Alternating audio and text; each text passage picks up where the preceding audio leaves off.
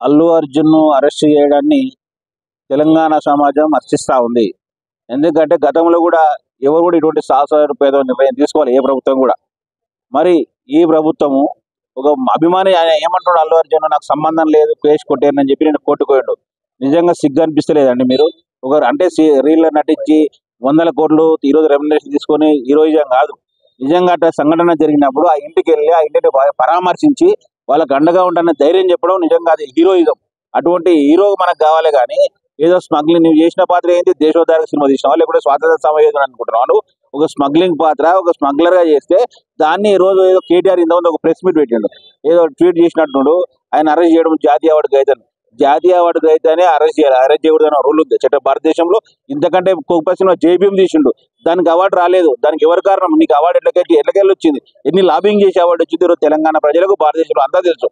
కాబట్టి భవిష్యత్తులో ఇటువంటి పునరావృతం కాకూడదనే ఉద్దేశంతో ఈరోజు తెలంగాణ పోలీసులు ఇటువంటి చర్యలు చేపట్టిండ్రు. నిజంగా మొదటి రోజు 100 కోట్లు పెట్టిన సినిమాలు తీసిండ్రు. 1200 రూపాయలు ప్రీమియర్ షో పెట్టడమే ఒక పెద్ద తప్పు, 1000 రూపాయలు పెట్టడం ఒక పెద్ద తప్పు, 350 రూపాయలు పెట్టడం మూడో రోజు ఇంకో తప్పు. అంటే ఇంతకన్నా మంచి సినిమాలు తీసినాకు 100 రూపాయల టికెట్లు పెట్టి కూడా ఈరోజు ప్రభుత్వం ఈరోజు అనుమతించకుండా వీళ్ళు ఈ విధంగా ఎందుకు పెంచుకుంటూ పోతుడు? ఆయన ఎటువంటి సినిమా తీసిండు? ఆయనకు అంటే వాళ్ళకి 100 కోట్లు ఖర్చు అయితే జనం మీద రుద్దుతారా? అది అభిమానుల మీద రుద్దాలనా? ఈరోజు అభిమానులు కూడా ఇబ్బందులు పడుకుంటూ ఆ సినిమా చూస్తే, నిన్ను చూడనికి వచ్చినాక ఆ మహిళ చనిపోతే ఆ కుటుంబానికి పరామర్శ కనీస బాధ్యత లేని నువ్వు ఒక హీరోవా? ఇటువంటి అందుకే చెప్తా ఉన్నా, ఎవరు చేసినా తప్పని తెలంగాణ ప్రభుత్వం ఈరోజు కఠిన చర్యలకు పూనుకుంది.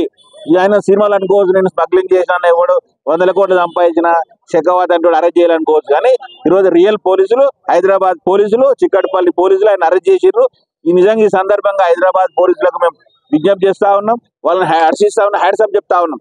ఇటువంటి చర్యలు పునరావృతం కావాలంటే భవిష్యత్తులో కూడా ఇలాంటి చర్యలే చేపట్టాలి. నిజంగా ఆ కుటుంబం ఎంతో మనోవేదనకు గురైందో, ఇప్పుడు అల్లు అర్జున్ 4 రోజులు జైల్లో ఉంటే అల్లు అరవింద్ కానీ ఆ కుటుంబానికి ఎంత మనోవేదన ఉంటుందో అప్పుడు అర్థమవుతుంది. సామాన్యునికి ఒక రీతి, ఈ రోజు ఉన్నవారు కనుక ఒక రీతి కాదు, అందరికి ఒకటే విధంగా న్యాయం జరగాలన్నదే తెలంగాణ ప్రభుత్వ లక్ష్యం, ఈరోజు ముఖ్యమంత్రి గారి లక్ష్యం. కాబట్టి ఖచ్చితంగా ఆ దిశగా తెలంగాణ ప్రభుత్వం కృషి చేస్తూ ఉంది. భవిష్యత్తులో ఇటువంటి పునరావృతం కాకుండా ఉండాలంటే ఇటువంటి పోలీసులు తీసుకున్న చర్య ఈరోజు మంచి చర్య అని చెప్పి మేము భావిస్తా ఉన్నాం.